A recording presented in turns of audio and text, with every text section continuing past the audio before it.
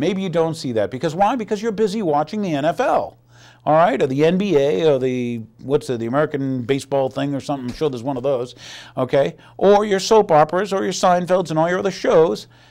But think about it. If you don't have any money, your bank account's empty, your checkbook's empty, you ran out of checks, you wrote all the paper you had, your wallet's empty, you went to the cupboard, and old Mrs. Hubbard, she found out the cupboard was empty. How can you bail anybody out? Yet you're being told that that's what's going on. And once again, this is the largest crime in the history of man. Did you hear me correctly? The largest crime in the history of man is going on right now. And meanwhile, your media, and we're going to go into this, and this is major manipulated media, MMM, the 3 M's, they're telling you everything's fine. Oh, look at the stock market, it's up. Oh, the stock market's down. Oh, the stock market's up. Oh, the stock market's down. But they're telling you everything's fine. That someone who has no money can bail out someone else who needs money in the form of billions. But if you remember that fractional reserve banking thing, I'm going to bounce around for you here.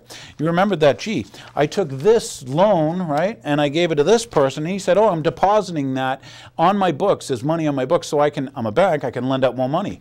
And then who do they lend it to? Let's say they lend it to a bank. You heard of these banks lending to each other. And what do they do when they get it? Oh, they count it on their books. I have this piece of paper, it's worth X amount of Federal Reserve notes. Now I can lend out 10 times that amount of money. Can you imagine, I mean, just in your wildest dreams, how many tens, hundreds, thousands of trillions of dollars we're talking about here? Now, maybe that would bring you back to September 10th of 2001. Remember that year? September 11th was a big day, wasn't it? But on September 10th, what did Donald Rumsfeld tell you, and also CBS and the rest of the nation? He was missing trillions. Wow, I'm sorry, but trillions? That's right. Your Secretary of Defense said he was missing trillions. Yeah, well, I got news for you folks. Enron was nothing. They're raping you now, okay? You're getting burned. And you know what? Here's the thing. If you do nothing about it, if you sit and watch this show and you don't ask the questions of, hey, where are all these trillions coming from? Who's got to pay for it? Why do, my children and children's children need to be enslaved? And you do nothing, then I want you to do something tonight anyway, maybe tomorrow. I want you to find your children and find your grandchildren, and I want you to look into their eyes, and I want you to give them the excuses of why you did nothing. When someone told you, okay, they're taking your liberty, they're enslaving you, they're attacking your First Amendment, Fourth Amendment, Second Amendment constantly, until finally you have no rights, where they make you go through scanners nowadays, where they tell you got to carry your papers, okay, where they want to scan your wife and your daughters and your kids when you go through the airports. Okay? When our children in schools have to now carry IDs. When they stop you on the road, because we got a sobriety checkpoint here. Okay? When they bomb innocent countries. When I say innocent countries, countries that didn't attack us, they're innocent of that. Okay? And you do nothing. You sit on that couch in Sharon and you do nothing. I just want you to practice. I want you to go find your children, your grandchildren, and practice telling them the excuses while you sat there in Sharon and did nothing. That was my thought on that. But we'll get back to major media. All right. Well, what's the major media telling us now? They're telling us that the fashion duopoly, presidential election, that really means something, that we have candidates that one that wants change and one that I don't know what he wants. But he hired a woman or he's got a woman with him, and that's big news. So we got a black guy and a guy with a woman, and that's big news.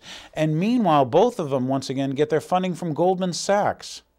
Where have I heard that name before? Do any of you know banksters? You just watch Lehman Brothers. I guess you forget Bear Stearns. This is not the first time in history.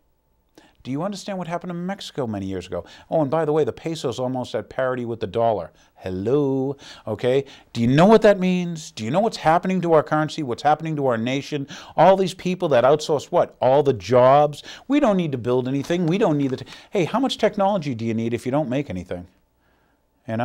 Our biggest export are weapons, and you see the results of that. Go ask some Iraqi women and children how life is when it's under the big gun. Okay? Meanwhile, they've built prison camps in your country. That's right, the United States of America. We now have detention facilities. That's right, $385 million. Go back about 6 years. Kellogg, Brown & Root, a subsidiary of Halliburton, received that money to build detention facilities that all have train railings going up to them.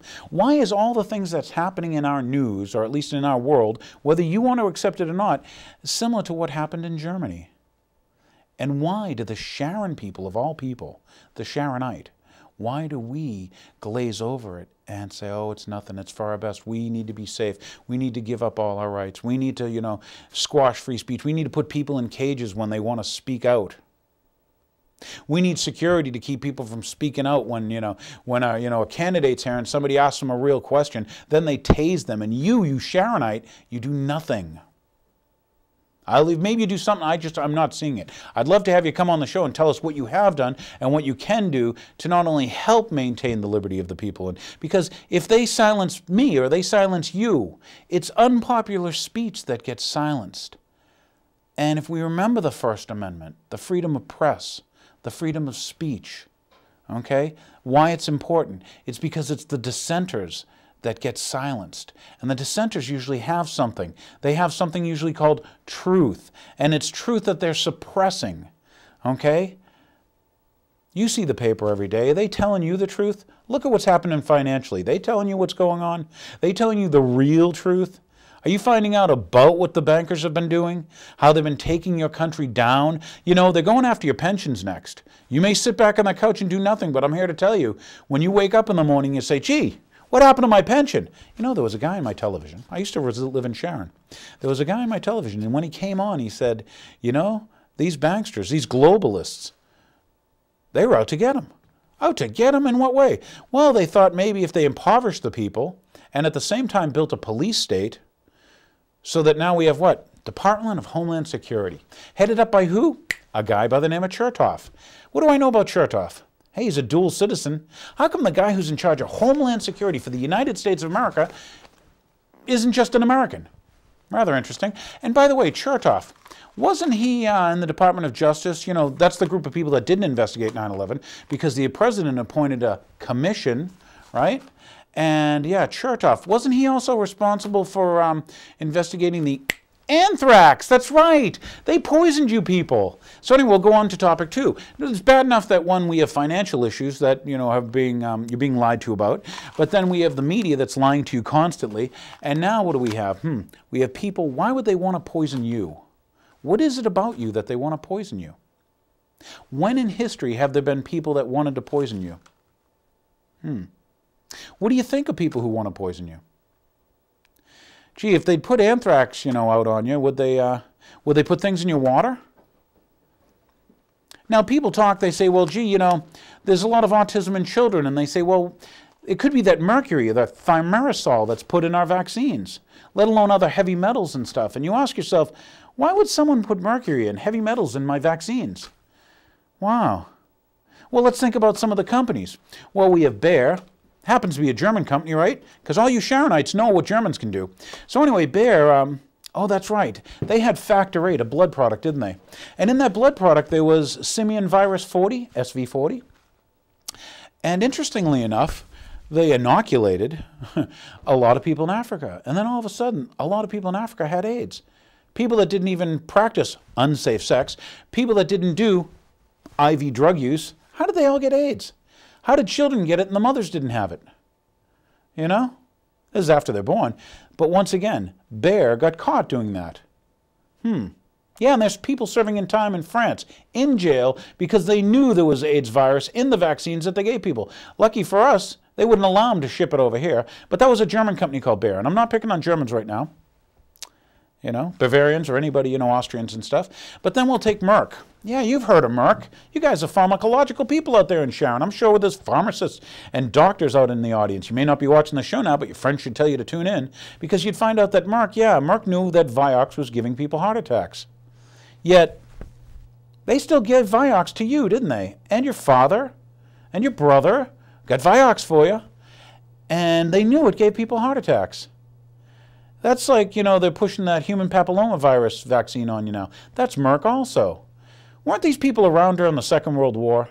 These German pharmaceutical companies, were they or were they not around during the Second World War? I wonder. The people that head them up. Yeah, that's like IBM and the Holocaust. Okay, Sharonite, start learning. Find out about, why don't you type in IBM and the Holocaust into your Google search engine and find out what resides in that World Wide Web. Did they make the machines that the people had the numbers on their arms? These people don't change, do they? Yeah, they make money killing you. You and your family, the children in your neighborhood, they don't mind killing you. They haven't minded yet.